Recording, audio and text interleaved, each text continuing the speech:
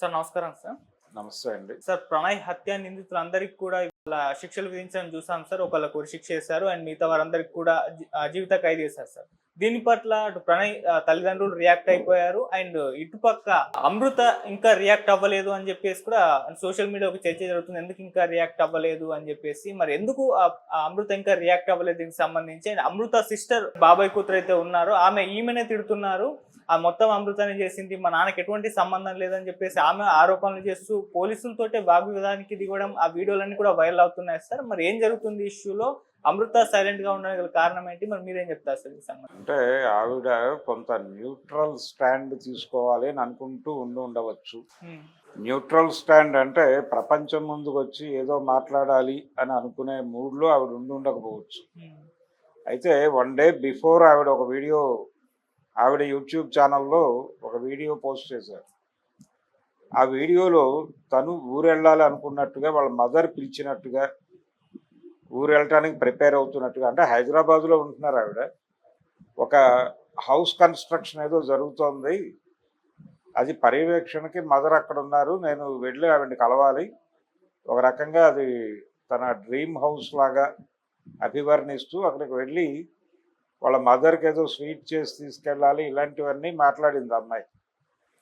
మాట్లాడుతూ ఒక షాపింగ్ చేసి, ఆ షాపింగ్ చేసినటువంటి వీడియో కూడా దాంతో జత చేసి ఊరు వెళుతున్నాను అనేది ఫైనల్గా ఆవిడ కంక్లూడ్ చేసింది.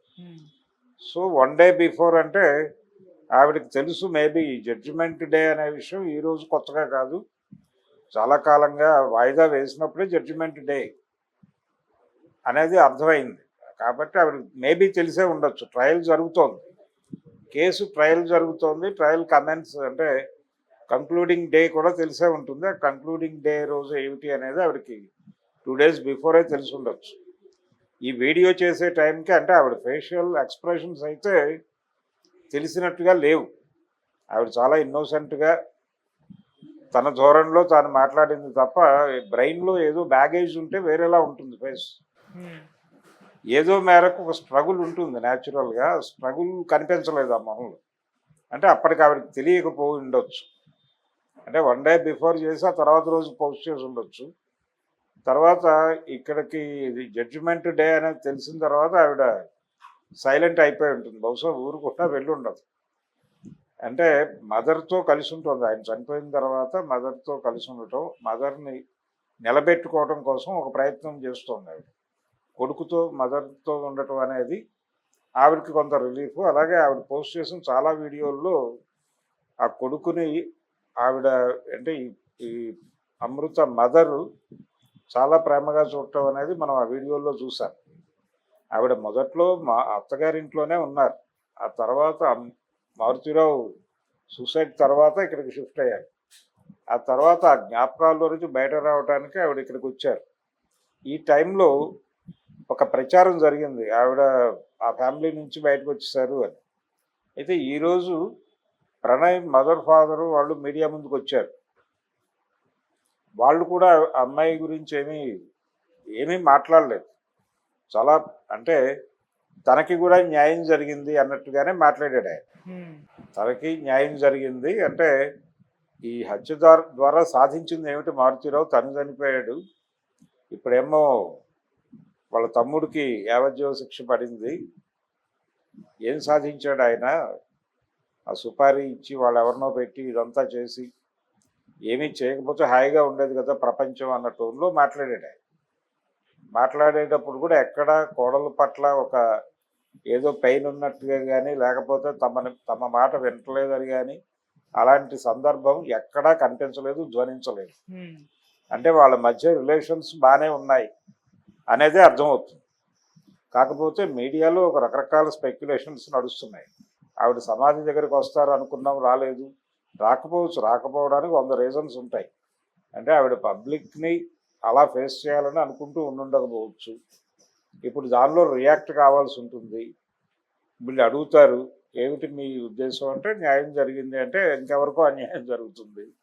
ఆ ఇంకెవరికో అన్యాయం ఎవరికో కాదు, వాళ్ళ ఫ్యామిలీలోనే వాళ్ళ బాబాయ్కి జరిగింది. ఈ అమ్మాయికి చెల్లెలు అవుతుంది. ఆ అమ్మాయి ఓపెన్గా నడి రోడ్డు మీద నిలబడి రకరకాలుగా కామెంట్స్ చేసింది. కామెంట్స్లో ఈ అమ్మాయి పేరు ప్రస్తావించింది. కాబట్టి ఇవన్నీ ఈ బ్యాగేజ్ అంతా మోస్తూ ప్రపంచానికి ఏదో ఒక విషయాన్ని కన్వే చేయడం అనేది ఎలా కుదురుతుంది అనే ఉద్దేశంతో ఆవిడ మాట్లాడి ఉండదు. కొంత గ్యాప్ తీసుకుందాం అనుకుని ఉండొచ్చు. అయితే ఒక విషయం బయటకు వచ్చింది ఇప్పుడు. అదే ఆవిడ రంగనాథ్ గారితో మాట్లాడారు అనేది అయితే ప్రస్తుతం ప్రపంచానికి తెలుస్తోంది. ఆయన ఆ రోజున బాధ్యత తీసుకున్నాడు. అలాగే ఇందులో ప్రధాన నిందితులను అరెస్ట్ చేసింది, ఇప్పుడు ఆ ఉరిశిక్ష పడిన వ్యక్తిని కూడా అరెస్ట్ చేసింది రంగనాథ్ గారే. కాబట్టి ఈ కేసులో సీరియస్గానే ఛార్జ్షీట్ ఫైల్ చేయాలి. ఇది కొంత కోర్టు కూడా లూజ్ ఎండ్స్ లేకుండా ప్రాపర్ జడ్జిమెంట్ రావాలి ఈ కేసులో అన్న పద్ధతిలో ఆయన వ్యవహరించాడు. అందుకని ఆయనతో మాట్లాడారు. అక్కడతో ఆవిడ స్పందన అయిపోయింది. ఆయనతో మాట్లాడారంటేనే ఆవిడకి విషయం తెలుసు, ఎలా ఎవరితో మాట్లాడాలనేది కూడా ఆవిడ చూజీగానే ఉన్నారు. అందులో భాగంగా బాధ్యతగా ఆయనతో మాట్లాడారు. కాబట్టి ఆవిడ రెస్పాన్సిబుల్గా ఉంది. అలాగే ఫ్యామిలీకి జరిగినటువంటి ప్రాబ్లం కూడా, అంటే తండ్రి చనిపోయాడు, బాబాయ్ జైలుకి వెళ్ళాడు, లైఫ్ పడింది, రేపు అప్పీల్కి వెళ్తారు, అప్పీల్లో పాజిటివ్గా రావచ్చు, నెగిటివ్గా రావచ్చు, ఏదైనా జరగవచ్చు. అయితే ఒక గ్యారంటీ అయితే ఉంది, స్ట్రైట్ లైఫ్ పడింది కాబట్టి అతను ఒక 7-8 ఏళ్లలో, అంటే 8 years అనుకుంటే 8 yearsలో వచ్చేస్తాడు.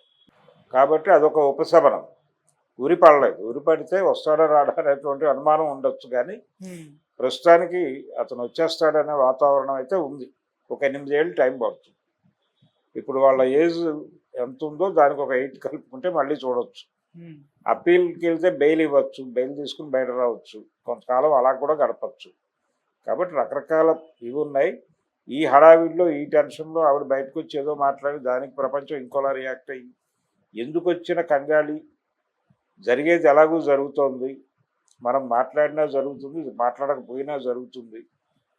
ఇప్పుడు భావావేశాలకి గురై భావోద్వేగాలని రెచ్చగొట్టి ఎవరెవరినో హత్య చేసి ఇదంతా అవసరమా జీవితానికి అన్న మూడ్లో ఆవిడ సైలెంట్గా ఉందనేది నేను ఫీల్ అవుతున్నాను.